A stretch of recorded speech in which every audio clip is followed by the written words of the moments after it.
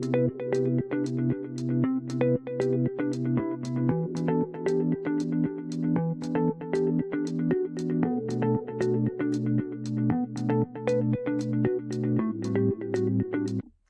afternoon, folks, and welcome to another episode of Vend Talk, hosted by myself, Zig, and Donald, brought to you and produced by Vend Guys. Today we have with us Mr. Seley. Seley pioneered a brilliant idea to take high-volume canteen and compass group accounts utilizing ethnic and unique demographic foods. All right, so after learning some interesting things in the operating space, Seley has gone on to create a really interesting community of operators and solutions, including location help and more. All right, get ready for some cool tech and interesting stories. Seley, how you doing today? I'm doing good, man. How are you? How are you? I'm good. I'm good. I can't complain. So I'm excited to have you on. I want to start this off by, let people know where they can find you and where they can, check your stuff out at online. So give us your tags, your social media tags. Yeah, so I have a few. So the first one is Vendspace HQ. So on Instagram, follow me at Vendspace HQ. And then you can follow me on YouTube at Maluba Seley. I'm sure it's gonna be on the screen somewhere. And then TikTok is the same thing as well. So yeah. Okay. So tell us how you how you got started in the industry. Like what started you in that? Crazy stories. After college, so I actually studied like neuroscience, computer science in college. And then after college, I was trying to decide what to do with my life, And I'm like, man, I don't want to go to medical school.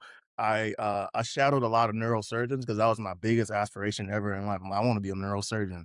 I shadowed a lot. I was in the hospitals for a lot doing some work, and I was at some labs doing some work. I'm like, no, this is just not for me. And so senior year, I was in a house with a bunch of econ majors. And I always love to watch Shark Tank. I mean, you know what? I want to start a business. And this is why, I feel like I'm going to have a lot more fun with that. And so I started talking to some of those econ majors. I was in the house and I was like, hey, I want to start a vending company and just do like traditional American snacks and beverages. And they were like, nah, that's a bad idea. You're not going to make that much money, yada, yada, yada, and the 9 yards. And then later on, I'm like, I came back like a week later. I'm like, okay, hear me out. What if I started a vending business? But instead of like putting regular snacks and beverages in it, what if I put national snacks and beverages? They're like, what do you mean by that? I'm like, what if I put Jarritos, plantain chips, coconut water, things for Asian folks, things for African folks, things for Hispanic folks? And because there's a huge gap in the market and you can't find those because I was also in the Marine Corps, I was in college at the same time. And so when I was at different areas, I will see a bunch of vending machines, but there was nothing in there that I like because I'm Liberian. And so I'm like, okay, cool. What if I did that? It makes sense, right? Because there's a lot of huge manufacturing sites and 90% of their workforce is multicultural folks from different places around the world. So I'm like, what if I did that? They're like, you know what? You might be able to, but how are you going to get the locations? How are you going to get in there? And I'm like, I don't know. I'm just gonna reach out and try it out. Maybe they might like the concept, maybe they won't. I have zero business acumen, and yeah, so that's how I got started. It's just from one thing led to another, I would say. What school did you go to? What school is it? It's called Carleton College in Northfield, Minnesota. Okay, Minnesota. Okay, it sounds cold. I'll say that. It sounds cold. All right. So how many? I'm sorry. How many machines did you have? Like, so how did you? Well, for one, I'll ask, what was your first location? How did you get it? And then how many machines did you grow into? Yeah. So my first location, I had that location for about a month and a half or so. That location was a small rundown office building, but it was a really good location because there was a bunch of different boutiques there. There's places that women were doing their hair and some other small businesses in this office building. And I came up suit and tie to the building, and I'm like, hey, I have this concept to do a vending machine here, and I want to put international snacks. I'm seeing that most of the people that are coming to this boutique are from different places around the world, especially here in Minnesota. And I'm like, you know what? Let's try it out. And at that time, there was already a machine there, but I'm like, hey, my machine is going to come with a card reader. I had a whole pamphlet ready. I had like a bunch of stuff ready, and I came in a suit and tie. You couldn't make it up. And so the lady, she was the property manager at the time, and she's like, let me connect you to the owner of the building. We can all talk. And I got the contract, And then they wanted me to put the machine somewhere in like the back, but I'm like, no, I want to put it right up front next to the door because everyone's going in and out from there. And they're like, you know what? Let's do it. It might be a bit like a really good amenity to our building, so they allowed me to do it. So that was my first location, and then that location was bringing around 1.2K that first month, right? Because there was a lot of people coming in and out, and it was a combo machine, right? One machine, one combo machine with a card reader on it, and it was printing. I was restocking it a lot, but it was printing. And so I'm like, and so fast forward, I reached out because I used to do a lot of internships because I, neuroscience and everything. I reached out to a huge company called Boston Scientific, and they had one of their campuses had about 4,000 employees. And I did an internship there before. And so there was a person that I knew there from my internship. She was in like the community outreach area. And I reached out to her. I was like, hey, XYZ, I started this vending company. I'm doing international snacks. Is there a way that I can like pitch this to like some of your bosses? She was like, you know what? I don't know if it's going to work, but I will definitely extend the word. Right. And so she did extend the word. Next week, they reached back out to me. I'm on a Zoom meeting with some of their execs, the head facility manager for all their buildings in Minnesota. And there's a lot of buildings, right? And so it was like Shark Tank. They asked me all these questions, this down the third, and what was that? I said rapid fire questions. My Rapid fault. fire, hot seat. And I was transparent. I'm like, hey, I've just been doing this for a short amount of time, but this is what I'm doing. I think is going to like, help your workforce by XYZ. And they appreciated that. Next week later, they reached back out to me like, hey, are you ready to go? Can you bring in X amount of machines to get this place going? So I'm like, okay, yeah, I can do it. I actually couldn't do it because I didn't have the finances in place at that time. Oh, I had to get all the equipment. So I had to get all the equipment to service a campus with 4,000 employees in time, right? And I probably had like a month and a half or so to do so. And it was extremely stressful, man. And so I'm like, how am I going to do this? How am I going to do this? And I was just So what scrolling on Facebook Marketplace looking for Not to cut machines. you off, what made you say yes? What made you say yes, even though in the back of your mind, I really don't know how Imma get this done? Like, what still made you say yes anyway? Like, what gave you that confidence? Because, like, I've always heard that opportunity cost, and, like, you can grow in, like, you can grow a lot faster in, like, stressful situations, and so, like, I'm always the type to put myself in the heat of the moment in, like, the most stressful thing, and that comes from Marine Corps, it comes from just, like, my background, and I'm like, "You know what? I can do it. I don't know how I'm gonna do it, but I'm going to pull it off," and I feel like we do procrastinate a lot if "Hey, give me 5 months, and then I'll be able to do it." You might not get that much done within that 5 months, and so, like, I don't know where the confidence came from, but I'm like, yeah, I can do it and I will pull it off. I had zero clue because at this time I was a 100% rookie. I knew nothing about the vending industry. I was just watching YouTube videos and I'm like, man, how am I going to do this? Like, I can't, how am I going to get the money for this? So I was strolling on Facebook Marketplace, and I seen like someone was selling a machine with the location. I'm like, hold up. What if I sacrifice this first location that I got and I sell it and then I sell my car? I'm going to have enough money to be able to service this location. It sounds insane, right? So that's exactly what I did. I sold that first location, the office building, and then I also sold my car at the time.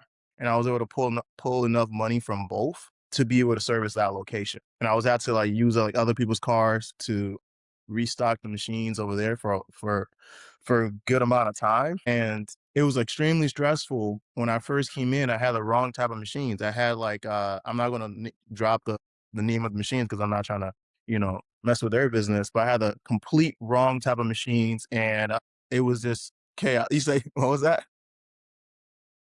Drop it.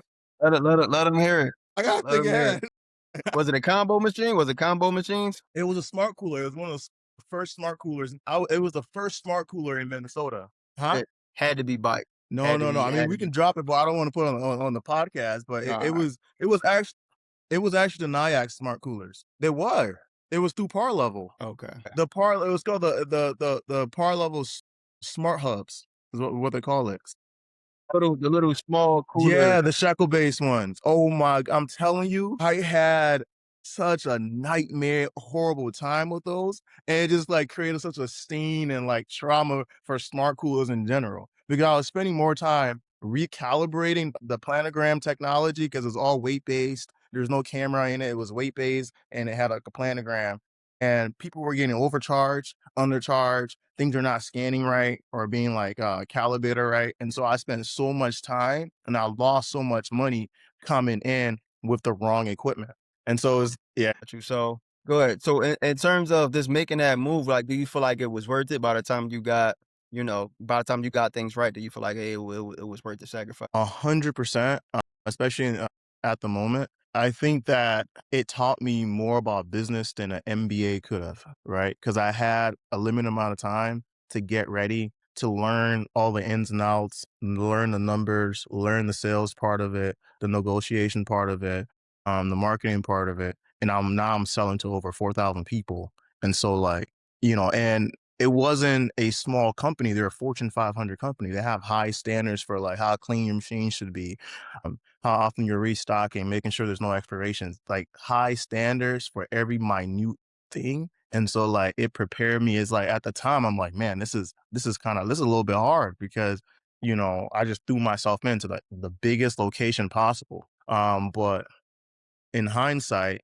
it was a blessing. And you were still in school while you were doing that? No, at that time I was done with school. All right. So now, in terms of your growth, tell us a little bit how you grew, the business, from that point, and like how big did you get, and what did your route like gross at its like peak when you were doing it? Yeah. So a few months later, Minnesota has something called the Minnesota Cup.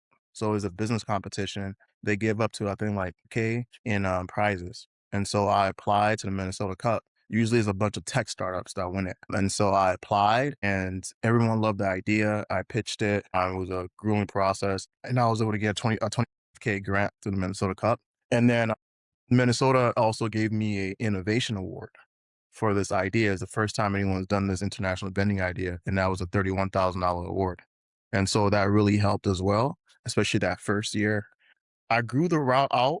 I was doing business with some Fortune 500 companies, places like Cushman Wakefield, different high end, even like nursing homes and places like that. A lot of manufacturing sites. I had about 14 locations, and at that time, they were all micro markets. And so, like, because I had a bunch of trauma with regular vending machines and the shackle based technology at the time. And so, when So I you learned stripped right over.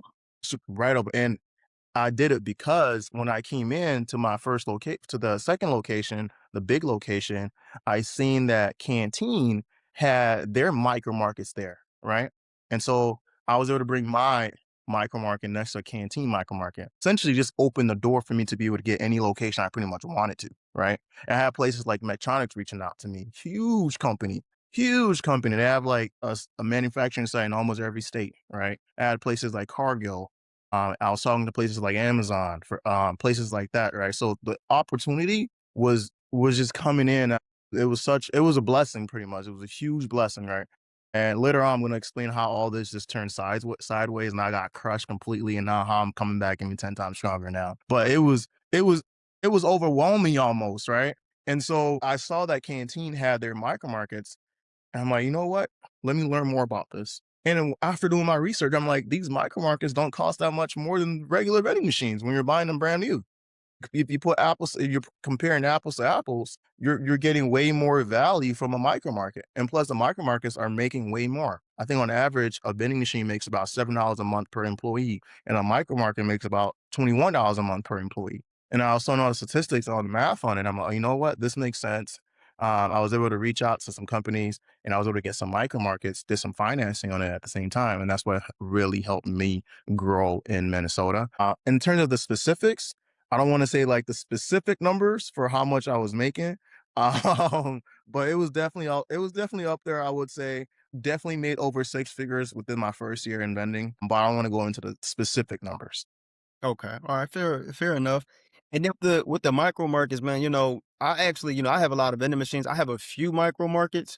How do you find, for anybody that's looking to get into that space, how did you find the easiest way to manage those? Like without, because you're gonna have some stuff, you're gonna have to keep up with your inventory and everything. Like, what's the easiest way to manage the micro markets from your experience? Right. I think that a lot of the market technology sometimes is over engineered for vendors that are just starting out. You come on there and there's so many options for different things going on, inventory here, this, that, there. And so it was a little bit overwhelming coming in. And I took advantage of some of that information and some of that technology to help me out. But the most helpful thing when it came to like shrinkage and, people stealing, I had they were AI smart cameras that were attached to each micro market. Forgot the name of the company. I started with a P. Yeah, Panopic. Yeah, Pentopic, however you say it. Yeah, yeah, yeah, yeah. So those are extremely helpful because it alerts you whenever they've determined theft because it's been trained on theft data over time. And so I was able to really utilize that. And then my goodness, shout out to Part Level because they had the best kiosk at the time. The GoMax is a workhorse. So even when it's offline, it's still selling, it's still tracking that, and then it uploads it into the cloud when the internet comes back on. And then after every transaction, it takes a picture of that person during the transaction as well. So you can tie different things together. There was a time when the dude was stealing from one of my micro markets. I'm like, ain't no way. And he was consistently stealing like week after week. And he wasn't just stealing like something small. I had these shortbread fingers and I was charging I think about $6 for my shortbread fingers. And he will literally steal like 2 shortbread fingers and a drink every day. And I'm just watching this guy stealing and stealing and stealing. And I'm like, what do I do about this? I don't want to do too much. Should I bring it to management? Should I do this? I know what? I saw the exact time. I just waited. I was looking at the pattern. Okay, he's stealing every day. He's a night shift around 9 p.m. Every day around 9 You p.m. caught Okay, him. cool. You caught Around him this in the time, act. I got one of my guys. I say, hey, it was my brother. I'm like, hey, let's go down there. Let's just go sit in the break room, blend in with the employees, and see what he does. And so he was stealing. I'm just looking at him stealing. I went up to him. I'm like, hey, brother, listen up. I see you. I see you stealing every Like day. I'm actually watching these cameras. These just ain't for I'm sure. watching these cameras. Matter of fact, these cameras are watching you and it's letting me know that you're stealing. And so I'm like, I got everything here. There's 2 options. I'm going to need you to reimburse whatever language we want to put around this. I'm going to pay back for everything that you just stole, or I am going to bring this to management. I don't want to compromise your job in the process because I know you probably value your job more than $5 of shortbread every day, right? And he's like, yeah, man, sorry about that. Uh, he sent the money, didn't steal again. But was that the best way to address the situation? Probably not. It would have been better for me to go to management, but I had a big heart. I didn't want this guy to lose his job because I'm like, if he loses his job, it's gonna be really bad. Let me just go in person and talk to him about this. And if he still tries to deny it, then I'm gonna escalate it to management. I think that's very nice because I go straight to management. I always after I screenshot, note it. Hey, right here, take care of them. Don't let them do that. Oh yeah. That's very nice of you. I think that's dope. So, now in terms of, this your market. So I know you said you went to school in Minnesota. So is that where you grew the business at? Like, is that where it was based? Yeah, so I grew in Minnesota and I had someone that reached out from Virginia and I helped them get started under our brand. So it was Minnesota primarily, but yeah, it's Minnesota. So now, how do we get from doing that to the space that we're in now? What was that transition? Let me hear like what happened with the whole canteen situation. Man, the situation, it's a blessing in disguise, right? So I had all these plans. So, I studied computer science and neuroscience from the beginning.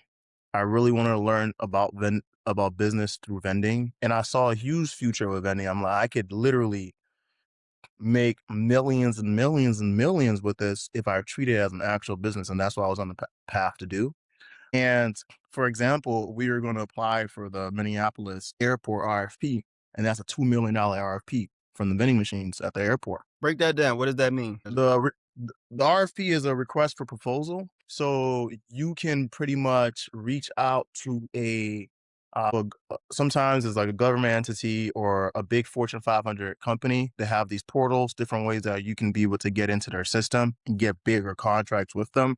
But you are going to have to be certified in doing business the right way and just have a bunch of different things checked. And so the airport RFP is huge, and I think they do it every like 3 to 4 years, and that time was coming up, and so I wanted to apply and get our name in the door to be considered for that because it's a $2 million opportunity. So that was happening, and sorry, I lost my train of thought. So the business was going extremely well. And at the same time, it wasn't because I wasn't 100% managing it the right way. I would say it was growing too fast, right? I feel like there's two things that kills a business. Either you grow too slow or you grow too fast, right? Because when you grow too fast, you're not scaling. You get all this opportunity, but you don't have the right infrastructure and framework to be able to process that opportunity systematically, right? And still fragmented. So I had too much opportunity that I was trying to take in. Like I said, like big companies like Medtronics were reaching out, Amazon, and all these companies come with like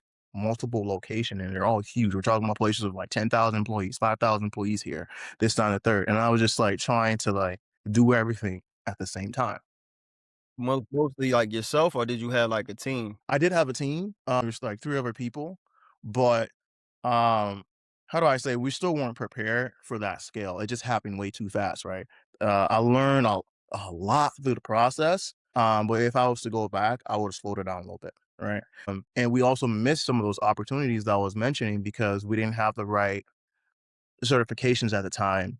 For example, you can get certified as a owner business, and that opens a lot of doors for you when it comes to working with some of these bigger Fortune 500 companies and things of that sort. So we were going with speed, but we weren't going with that much direction. There wasn't a lot of velocity there. It was just speed, right?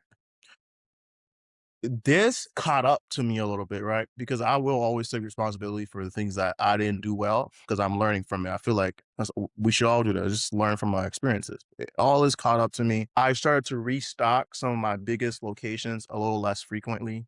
The quality of service wasn't there as much, right? Because it was overwhelming. It was too much opportunity. I'm trying to like do this, do that. And I didn't have enough time to catch my breath and like, okay, let's breathe and let's put people here. Let's do this the right way, X, Y, Z. And it was a lot. So fast forward, I came in to restock one of my biggest accounts at the time, and I saw a notice on my machines, on my micro market.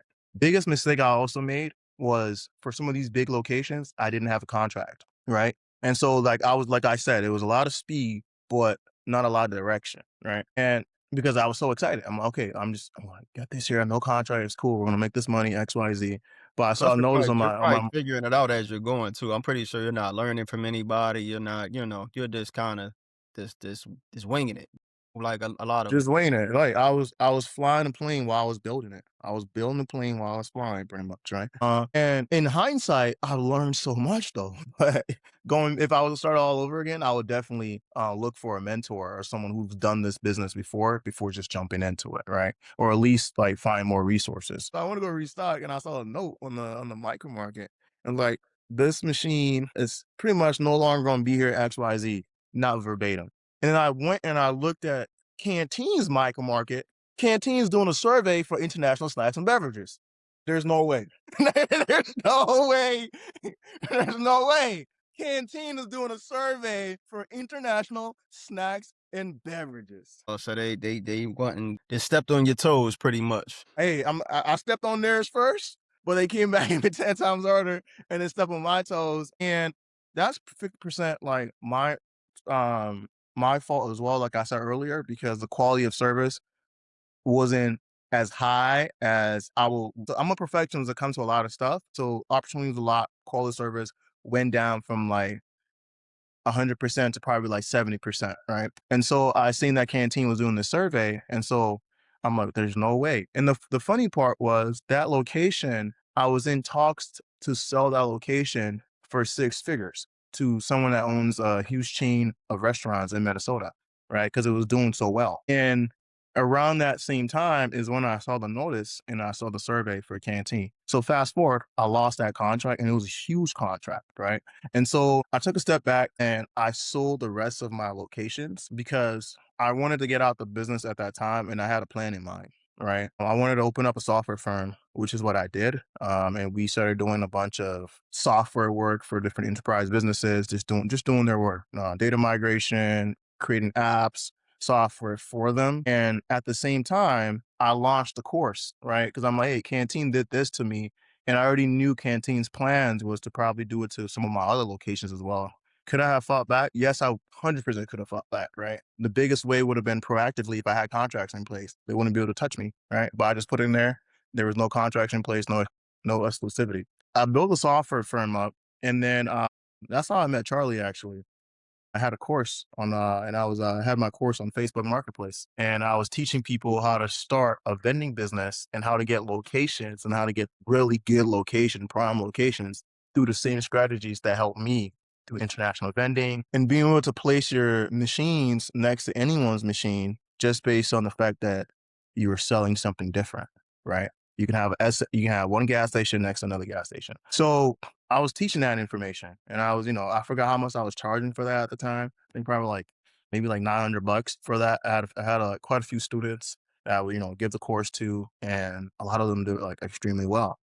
And then I'm like, you know what? What if I created something that made it 100% easier for people to start a vending business, right? Because And can I pause you right there just to point out two things that you said? So one thing I really want people to focus on, because we might have listeners that's looking to get started, and and you've worked with people, getting started. I've worked with people, and man, I think the first thing that you said a little while back was you took the chance, even though you didn't know how it was going to get done. I think that stops so many people from getting started. They see an opportunity and they pass up on the opportunity just because they're not sure of how they're going to get that done. Right? I have taken on an uncountable amount of opportunities that I had no idea how I was going to get done. Most of the time it works out, sometimes it doesn't, but I'm always going to say, yes, I'm always going to go for it. I think if you want to be successful, a big part of being successful is, just figuring it out. You might not have all the resources, you might not have all the tools, but as you said, even if you don't and you fail, you learn, right? And then you could pivot and then you could keep moving forward. So I really wanted to point that out, as something, this for people to learn from too, like out of the and story. even with that, I sold my car, right? I had a little Range Rover back then because, money from the military and school, and I was just stacking about, I had a little Range Rover. And so I sold that. I gave all that up because I believed in the vision more than the liability. And so I was like, you know what? I'm willing to give this up for this opportunity. And I didn't know how it was going to work out, but it worked out in a way. And the other thing I want to point out is the fact that you wasn't afraid of competition, right? Because Canteen was there, which is a huge company, probably one of if not the biggest vending company, one of the biggest vending companies, Billions. Yeah, the international company, you went head to head with them. Most people would never dare. Okay, so they're actually one of the top 20 employers in the world, which is something I didn't even know. But you went head to head with them, and most people won't even go head to head with just a regular, So if they go to a company or a location, they see a vending machine is already there, and it's like, oh no. Or even not even if it's a vending machine already there, it might be a store down the street, and they're like, no, I don't want to do it. They're like, so you can't always be afraid of that competition because sometimes, you might can make it work, like, but you can't be scared to take those chances. So I just wanted to, Yeah. point those out for No, our I listeners. appreciate that. I appreciate that because I remember I was in the Canteen offices a few times even here in Minneapolis. I'll go down there, talk to some of their execs down there as well. Cause like, hey, let's bring you in, let's talk, let's see. We noticed literally they reached out to me. Hey, we noticed that you brought some machines next to our machines. Come in the office, let's talk real quick. Maybe we could partner. I'm like, you know what? Cool. And then I still have a screenshot to this day. One of their executives wrote about me on LinkedIn. Like, hey, I think it's because we got mentioned in the newspaper here. And so they're like, our partner, Wugs Vending, XYZ, just did this and they just did that.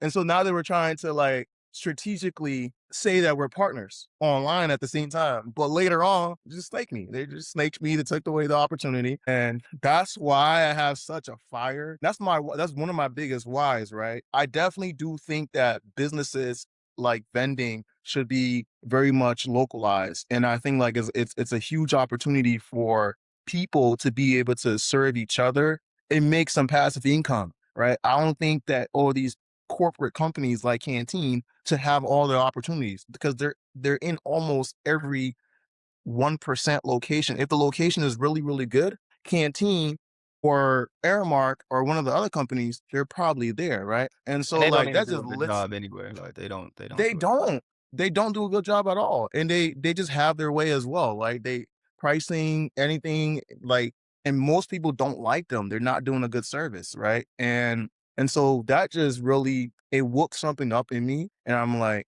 I don't have the resources right now. I might not have the capital right now, but just you wait, Canteen.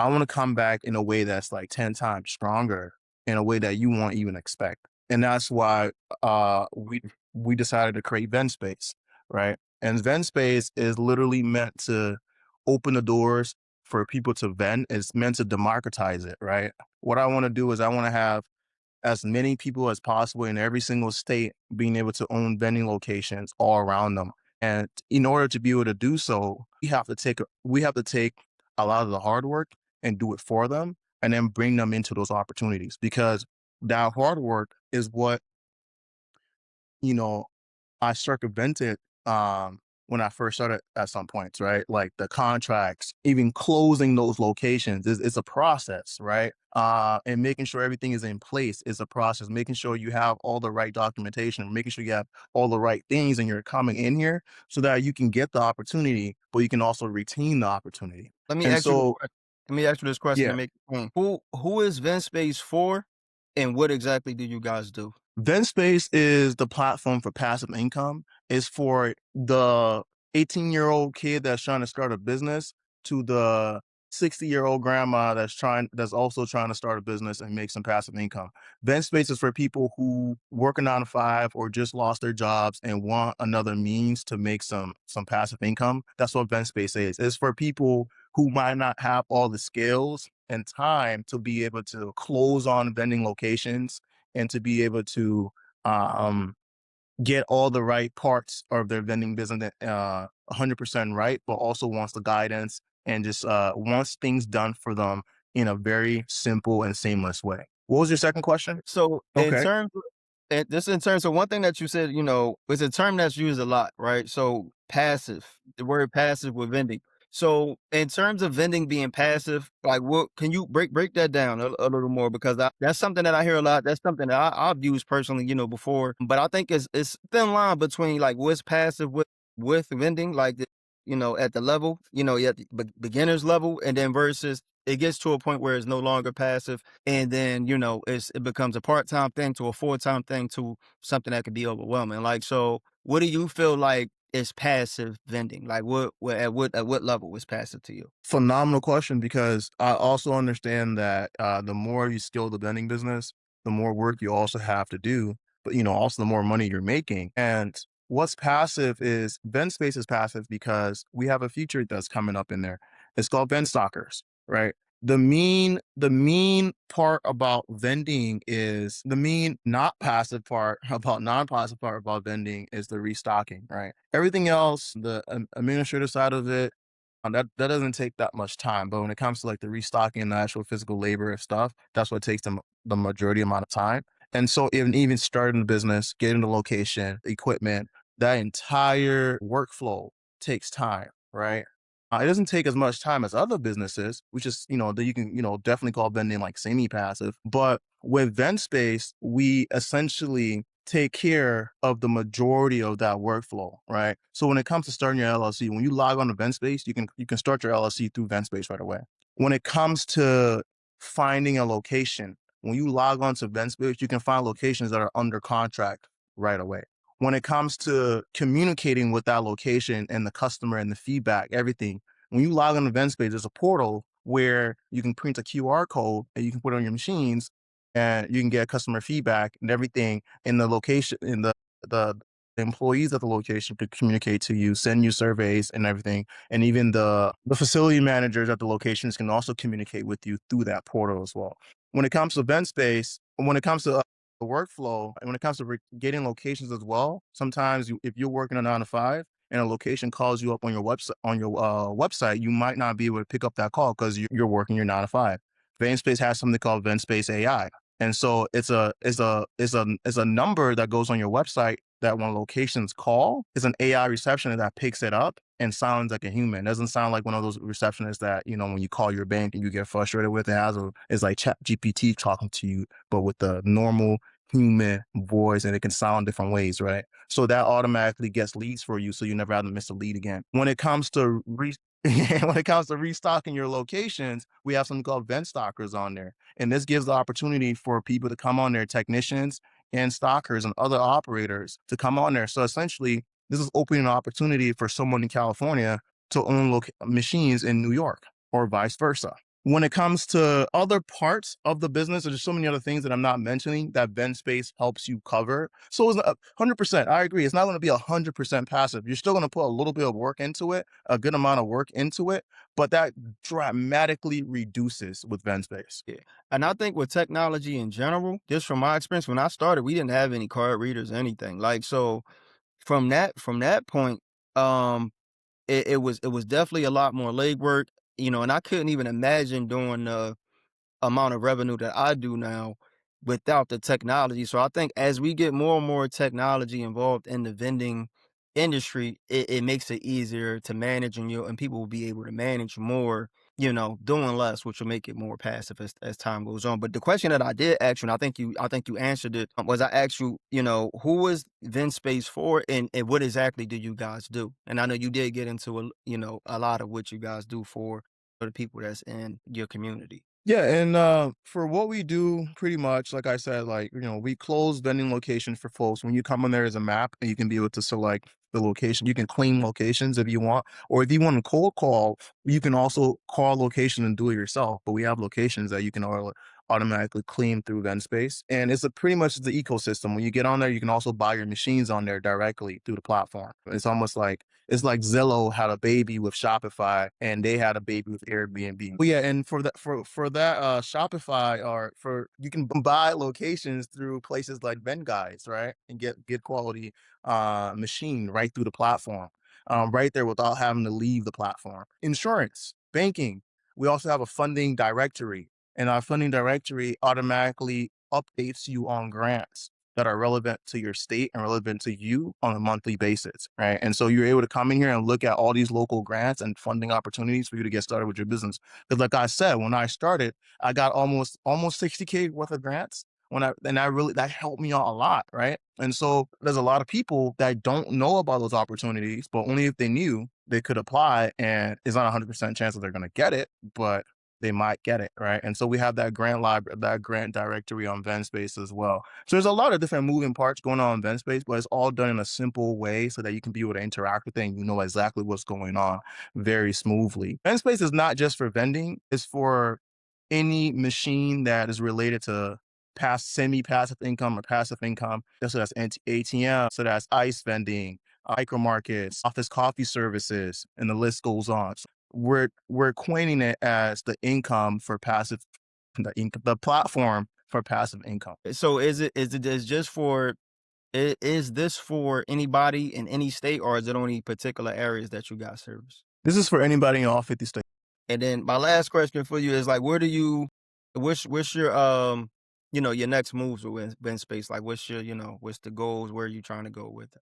That's a really good question. I think this is crazy, but my ideas are always, I think when it comes in the future, like, we really want to democratize this so anyone can do vending, and you can, and X, Y, Z, and the things I mentioned. But one of our biggest goals also is to open up some smart stores, some smart stores in cities. And just imagine like a Costco, but on a smaller level. There's not gonna be that many employees, but like smart stores with like equipment in there that can, dish out different types of products. And we really want to enter into the market and democratize things for people for all types of passive income related things. So there's a lot that comes. Our vision board just keeps like expanding and expanding, but we'll see what the future holds. So, when is Vendspace starting? Have you started it already? So Vendspace has already started. We have members in there already, but we're officially launching the platform to the masses on March 18th at 5:30 p.m. Central Time, and we're doing a virtual launch event. So you can come on there and hear from some top speakers in the industry, We're going to give some like vending insider secrets. We're going to give away 50K in prizes. So that's machines, free locations with machines with Vend guys, and a bunch of other types of prizes, credits for the platform. And so it's going to be huge opportunities. So yeah, we're launching March 18th. How can they find that? How can they find it? How can they get access to that event? It's easy. You just have to go to thevendSpace.com. So that's TheVendspace.com. And then you will see everything there in a simple way. And then you can just click register, and then you can register for that virtual event. Come, let's have some fun together. Let's do some business together. And let's grow together. So with that being said, man, I thank you for coming on. I definitely enjoyed the time with you. I learned a lot. We'll catch y'all next time, and we out. 100%.